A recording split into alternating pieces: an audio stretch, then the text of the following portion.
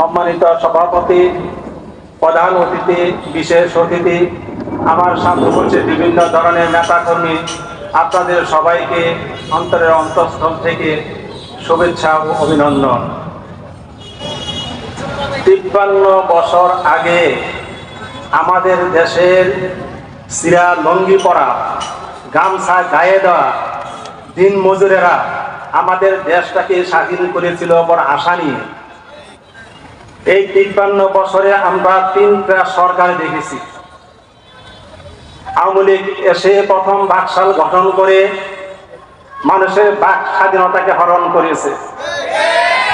পরবর্তী পর্যায়ে আমরা বিএনপির শাসন দেখেছি। বিএনপি হাওয়াঘর প্রতিষ্ঠা করে মানুষকে হয়রানি করেছে। এরশাদ সাহেবের শাসন দেখেছি, উনি ক্ষমতা ছিনিয়ে নিয়ে পল্লী কবি সেজেছেন, দেশের জন্য তেমন কিছু করেন নাই। পরবর্তী পর্যায়ে যখন শেখ হাসিনা আবার ক্ষমতায় আসলো, আসার পরে উনি আয়নাঘর সৃষ্টি করেছে। আয়নাঘর সৃষ্টি করে হাজার হাজার মানুষকে গুম করেছে, আমাদের বাক স্বাধীনতাকে হরণ করেছে। রাস্তায় কথা বললে আমাদেরকে অসম্মানী করেছে, বাসায় গেলে আমাদেরকে গুম করেছে। আমাদের কোনো স্বাধীনতা ছিল না, আমাদের ভোট অধিকারকে হরণ করেছে। এত পাওয়ারফুল ক্ষমতা সম্পন্ন উনি মনে করছে সারা জীবন উনি ক্ষমতায় থাকবেন। আল্লাহ ছেড়ে দেন কিন্তু ছাড় দেন না। 45 মিনিটের নোটিশে উনি দেশ ছাড়তে বাধ্য হয়েছেন। আমরা এখন আমাদের তরুণ ছাত্র এবং সাধারণ মানুষ মিলে দেশটাকে আবার 53 বছর পর স্বাধীন করেছে। এখন আমাদের সুযোগ আসছে নিজেদের ভাগ্য পরিবর্তনের জন্য নিজের সিদ্ধান্ত নেওয়া, কিভাবে কাজ করলে অগ্রসর হলে আমরা আমাদের দেশে একটা ইসলামিক রাষ্ট্র গঠন করতে পারব। এই জন্য আমাদের দরকার পীর সাহেব হুজুর চরমনায়ের নেতৃত্বে প্রতিটি মানুষের মহল্লা, গ্রাম কানে কানে পৌঁছে দেওয়া আমাদের পীর সাহেব হুজুরের আহ্বানকে, যে আপনারা কল্যাণের পথে আসেন। একটা ভোট খুবই দামি, 500 টাকা পেয়ে 200 টাকা, আমাদের সমাজে কালচার হচ্ছে এটা, 500 টাকা পেয়ে 200 টাকা পেয়ে ভোটকে বিক্রি করে দেয়। এই সংস্কৃতি থেকে তাদেরকে বেরিয়ে আসা। এখন আমাদের উচিত, আমাদের বিশাল কর্মী বাহিনীর উচিত যে আমরা মানুষের কানে কানে পৌঁছাই দিব পীর সাহেব হুজুরের বাণীকে। দেশের কল্যাণের জন্য সৎ নেতৃত্বের দরকার।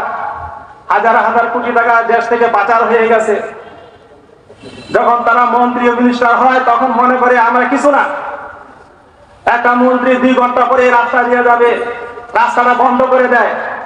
অ্যাম্বুলেন্সের ভিতরে গর্ভবতী মায়েরা থাকে, অ্যাম্বুলেন্সের ভিতরে প্রসব করতে বাধ্য হয়।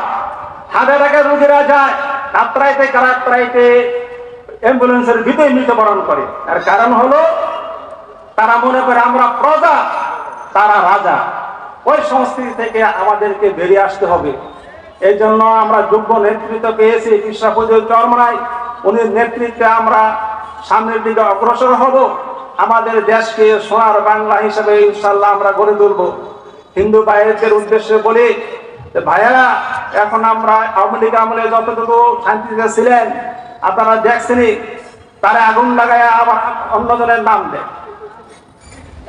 ইসলামী রাষ্ট্র যখন গঠিত হবে আমরা আপনারা মায়ের পেটে থাকবেন, সব দিক দিয়ে আপনারা নিরাপত্তা পাবেন।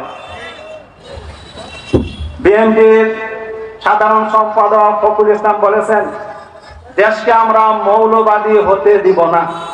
আপনি মৌলবাদী হিসেবে বলতে কোন অবস্থানকে উল্লেখ করছেন, নির্দেশনা করছেন? কিছুদিন আগে দেখেছি আপনি মাইয়া সাময়িকের সামনে চোখের পানি পড়তেছে, আপনি বলতেছেন আমার বিরুদ্ধে 65টা মামলা। আর আপনার বিরুদ্ধে 65টা মামলা যেন হলো, 65টা মামলা আপনার বিরুদ্ধে। এখন যে স্বাধীনতা আমাদের ছাত্র সমাজ সাধারণ মানুষ চিনে আনলো, কই আপনাদের তেমন কিছু দেখলাম। শেষে থেকে দেখলাম আপনারা নেতা হয়ে গেল। আবার মৌলবাদী বলেন আমাদেরকে মাঠে ময়দানে কথা, আমরা আলেম সমাজকে নিয়ে বন্দী করছে, মাঠে ময়দানে তাদেরকে কথা বলতে দেয় নাই। এখন আপনি মৌলবাদী বলেন, কাকে বলেন, কিভাবে বলেন, এটা আপনার পরিষ্কার করতে হবে আর জনগণকে জানাইতে হবে। সকলের কল্যাণ কামনা করে আমার বক্তব্য এখানেই শেষ করছি। আসসালামু আলাইকুম।